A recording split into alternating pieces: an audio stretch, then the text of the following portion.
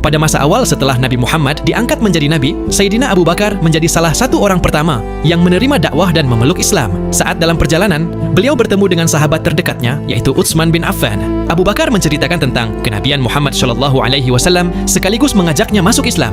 Namun, Abu Bakar meminta Utsman untuk merahasiakan dulu berita ini, karena jika sampai kaum Quraisy tahu, pasti akan terjadi kekacauan besar.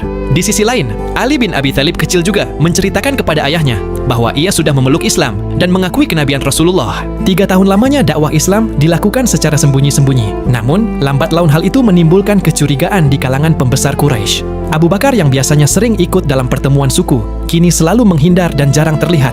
Ditambah lagi adanya isu tentang keyakinan baru yang dibawa oleh Nabi Muhammad. Sampai suatu hari, Abu Sufyan dan kelompoknya melihat sendiri Sa'ad bin Abi Waqqas, Ammar bin Yasir, dan para sahabat lainnya yang sedang melaksanakan salat secara diam-diam. Seketika saja amarahnya meledak. Dia memaki cara ibadah yang tidak sesuai dengan agama mereka.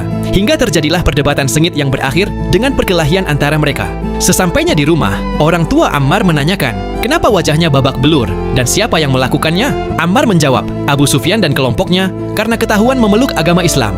Ammar menyuruh orang tuanya duduk, lalu ia melantunkan surah Ad-Duha.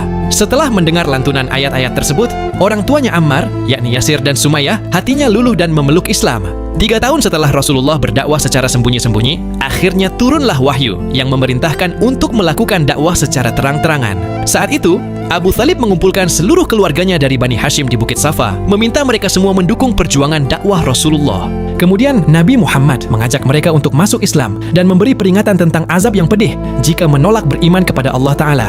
Tiba-tiba Abu Lahab yang tak lain paman Nabi malah menghina dan memprovokasi kaumnya agar menolak ajaran yang dibawa oleh keponakannya itu. Namun ternyata Bani Hashim lebih percaya kepada Abu Thalib yang merupakan pemimpin mereka. Sejak saat itu, Abu Lahab jadi salah satu musuh terbesar Islam yang terus mengganggu dakwah Rasulullah serta para sahabat yang sudah mulai menyebarkan ajaran Islam secara terbuka ke penduduk Mekah. Sementara di sisi lain, para pembesar Quraisy pun tak tinggal diam. Mereka khawatir dan terus-menerus membicarakan Rasulullah, mencari cara untuk menghalangi dakwahnya yang dianggap mengancam keyakinan jahiliyah. Shallu ala Nabi.